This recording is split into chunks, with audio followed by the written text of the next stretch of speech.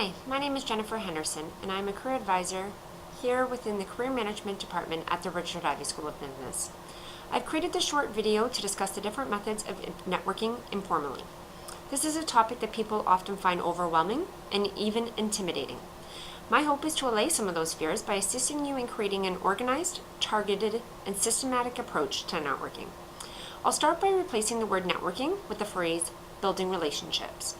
Thinking of the word networking tends to bring to mind images of schmoozy events with bad catering and lots of shooter guys or used car salesmen.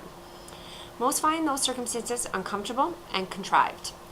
Instead, we'd encourage you to think of connecting with potential employers as more of an endeavor in building relationships with those who can offer great insight, advice, personal experience, and perhaps contacts. It's about really getting to know your contacts and understanding their story and the strategies they use that made them successful. We'd encourage you to think less about the end goal of gaining employment and more about the idea of gaining insights and strategies that you could use to create your own success. Would you eventually want these people to believe in your skills and fit enough to refer you to your hiring managers? Absolutely, but we'd encourage you not to start there. A good place to start is first researching the firms with whom you'd like employment. Try to narrow it down to 10 firms, 15 maximum, as you'll need to manage these relationships moving forward. Once you have determined which firms you'd like to work for, do as much research as you can to really understand their culture, the skills they're looking for, the values they hold, and the people they tend to hire. Also, be very familiar with their services, products, initiatives, and new projects to show your passion. You can use company websites, the business library, news articles, and various resources found on eZone, such as links of interest, to get started. Once you have completed some research, it's time to start building relationships with contacts in the field. There are several avenues you can use to find names of people working in your chosen firms. You may already know someone or have a friend who knows someone working in one of those firms. This is a fairly comfortable place to start as you already have an established relationship. If you don't know anyone in the firm, the alumni database and the partnership program are excellent places to get started. Alumni from Ivey work in a variety of industries, functions, and locations and are an excellent resource for information gathering and advice. Also, LinkedIn and company directories can provide a wealth of knowledge regarding contact information.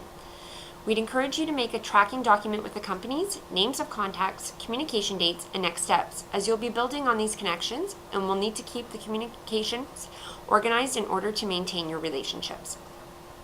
After you have identified the companies and contacts names, it's time to start reaching out. This is where many of us panic. Some of us will try and communicate in a way that is transactional and not enticing to the contact. Others will shy away from communicating their interests and be left without responses. While we understand the hesitation, remember that 70 to 80% of employment is found through the hidden job market. So while starting these relations can seem uncomfortable, it is necessary. We'd encourage you to send an initial contact email that is concise, no more than 2 paragraphs, and lays the groundwork for further communication. We recommend starting with 2 or 3 lines indicating your interest in the firm and aligning your fit with their culture. Then move into discussing your interest in speaking with them over the phone or in person for 20 to 25 minutes to gain their perspective on the industry, the firm, and how to best perform your job search.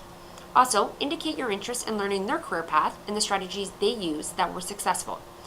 The goal here is to ensure that the recruiter does not feel the need to prepare for the meeting and that they are clear on the topics of discussion. We do not recommend a transactional approach, which would include asking for an interview or a job.